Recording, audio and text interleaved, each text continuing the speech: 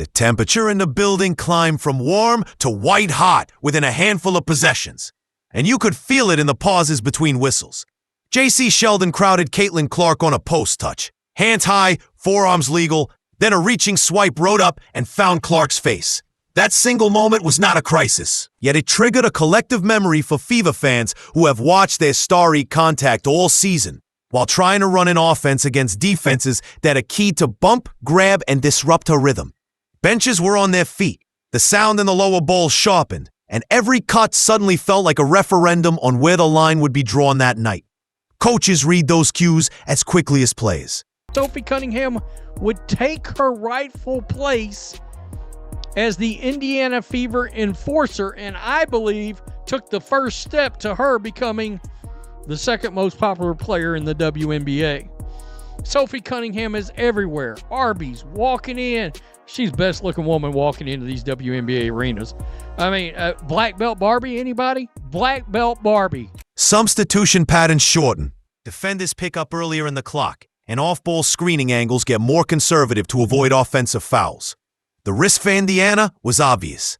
If the Knights stayed in that jittery zone, doink, the Fever would bleed possessions to emotion.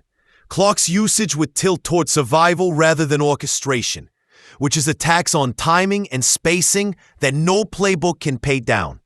What Indiana needed was not a speech, but a single, unmistakable act that would move the game from grievance to guardrails, that would tell both benches and the officiating crew that the contest would live inside basketball's grammar. Into that context walked Sophie Cunningham, reading the pulse, not the box score. If you rewind the stretch that raised everyone's blood pressure, the pattern is textbook. First, there's the post-up where hand fighting crosses the cheekbone, a bang-bang play that's messy but not malicious. Second, an after-whistle shove arrives from another player, Marina Mabry in this case, which moves the tenor from physical to personal. Third, the crowd begins to track every off-ball bump like jurors listening to closing arguments. Sheldon, who was selected number 5 overall in the 2024 WNBA draft by the Dallas Wings, following 5 seasons at Ohio State, has quickly established herself a very negative opinion for both Hawkeye and Fever fans after her June 17 flagrant one on Clark and her eventually uncalled for knee to the right groin area during the July 15 clash in Boston as a member of the Connecticut Sun. By the way, can you stay with the team? You got selected by Dallas. You're already on your 3rd squad in 18 months. God. None of those beats are criminal in isolation. Together they create the pressure cooker that turns smart teams sloppy, because attention shifts from coverages and cuts to grudges and payback. Players make worse decisions when they are spending mental energy on policing. That is where a leader has to convert agitation into architecture. The correct answer is not to escalate with something theatrical, late, or dangerous. The correct answer is a clean, inbound signal that assigns cost while preserving control. Assign a cost and behavior changes. Preserve control and the game stays playable. This is the razor's edge that separates veterans from hotheads and tone setters from chaos agents. The Fever needed one possession that recalibrated incentives, and that possession came when Sheldon attacked downhill into Cunningham's space. On the gather, Sophie met Sheldon with her chest, wrapped with both arms in a textbook take-foul posture, and guided the momentum to the floor in a way that looked firm yet measured. There was no shoulder whip, no hip toss, no post-whistle shove that would scream retaliation. Her feet were squared, her center of gravity was low, and her hands were high enough to avoid a head snap. The visual red was clear. Stop the play, take the whistle, send the message, bend separate. The point was not pain, the point was price.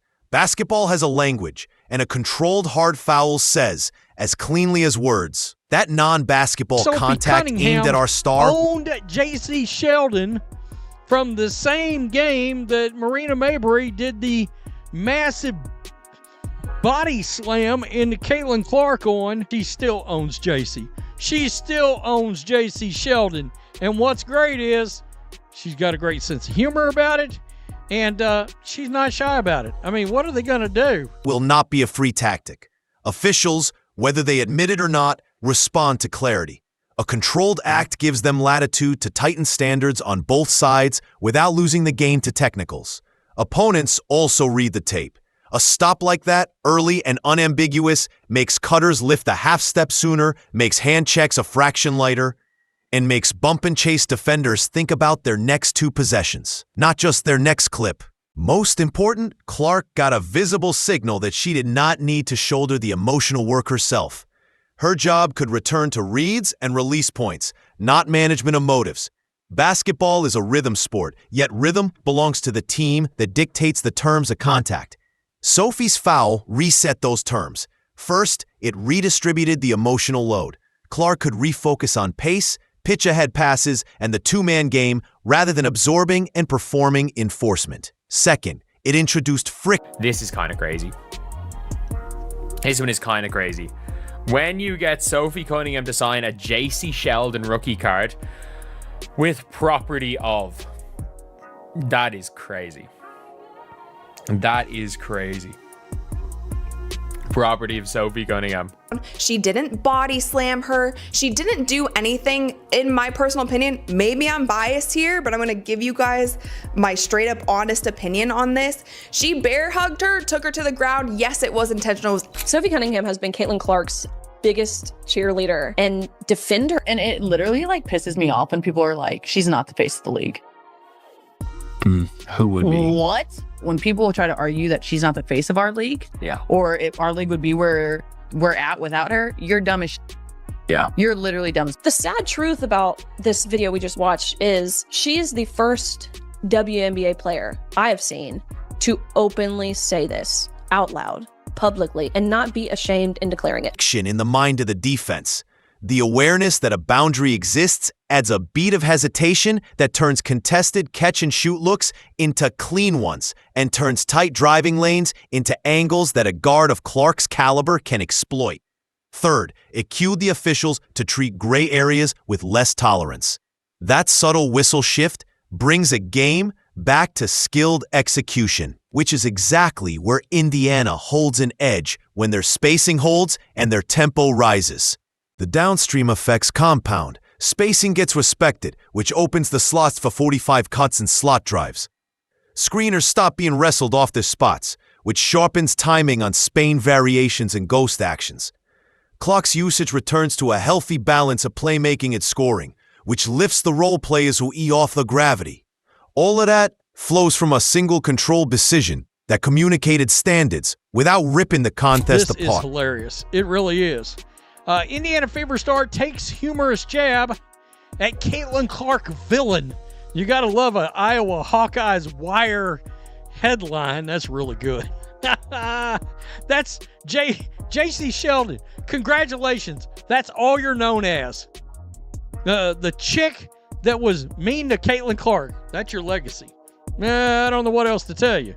I mean, you've been traded, and I don't think you're much of a basketball player. The on-court act became a cultural artifact at a fan event, which is exactly how lore is born. A supporter slid a Jacy Sheldon rookie card across a folding table, and Sophie had a choice. Sign the name and number or sign the moment. She chose the moment, writing property of Sophie Cunningham across the face. That 6-word line did 3 things at once. It carried humor that fans could celebrate without malice. It carried a spine that opponents would notice without feeling publicly humiliated. It carried a public timestamp that told the entire league that Indiana's enforcer had paperwork, not just posture. Why didn't it travel so fast? Because it was legible to every stakeholder. Teammates understood it as a protective promise. Fans understood it as a rallying cry. Neutrals understood it as a wink that still respected the sport. The presence of Lexi Hull laughing beside Sophie mattered because it framed the tone as team-first and good-natured rather than mean-spirited. In media terms, the phrase was a perfect meme seed. It was short, specific. It was, to me, payback for what was happening the entire game. But she did it in a way that she wasn't going to injure Jacy. She was just making it known, like, if the refs aren't going to handle it, I will handle it. We'll take care of it, but this is not what you're going to do when you come into our house. It was an intentional foul. It was a hard foul. She brought her down. But with that, you guys, Jacy Sheldon got up and she was ready to go. So as you guys can see in this video, a whole scuffle breaks out. Sophie and Jacy are going after it. Both teams are running over, trying to break it up. It kind of goes into the fan section a little bit. Specific and visual. In team building terms, it was a banner that the locker room can align behind the next time a game teetered toward chippy. Words on cardboard became a standard on hardwood. Championship cultures grow from 1,000 micro decisions made the same way. The enforcer role is one of those decisions, and it is misunderstood when reduced to theatrics. A real enforcer operates inside the rules early in the game, and with predictability that teammates, referees, and rivals can anticipate. That predictability is crucial. It prevents spirals. It lets coaches plan rotations without fearing an ejection. It gives the star permission to offload the emotional heavy lifting and to invest more cognition in tempo, spacing, and counters. Inside a practice gym, this role looks like film sessions where contact thresholds are explained, not just felt. It looks like scrimmages where bumping the handler after the pass is whistled dead, even by staff, so that habits set before game night. It looks like veterans teaching rookies to show their hands through screens, to square chests on drives, and to speak in complete defensive sentences so the crew hears intent. When an enforcer like Sophie embodies those standards with consistent, clean actions, culture... God, I wish we had more teammates, or I wish more teammates of Caitlin Clark would get this fired up when their transcendent superstar, who's now hurt, has missed half the games this year, has been the target, that some of the other players would get a little bit aggressive on behalf of Caitlin Clark. Get in between something. You never, this is in the NBA. Every team in hockey, Wayne Gretzky, Michael Jordan, I mean, these transcendent stars, it's always the goon, the enforcer. In this case, Sophie Cunningham, I mean, normally these guys, they're not really putting up numbers. The difference here is Sophie Cunningham is a real basketball player and a hell of a good one. Audens. Players repeat. We protect without provoking. We answer without escalating. We win the next possession. That becomes identity. And identity survives road crowds and rough first quarters. Toughness draws cameras. Production earns closing minutes. Sophie's tape post-break shows a player who layers reliable scoring windows on top of tone setting. Her catch-and-shoot mechanics are compact, elbow-tucked, release consistent, which keeps her shot viable even when the closeout is strong.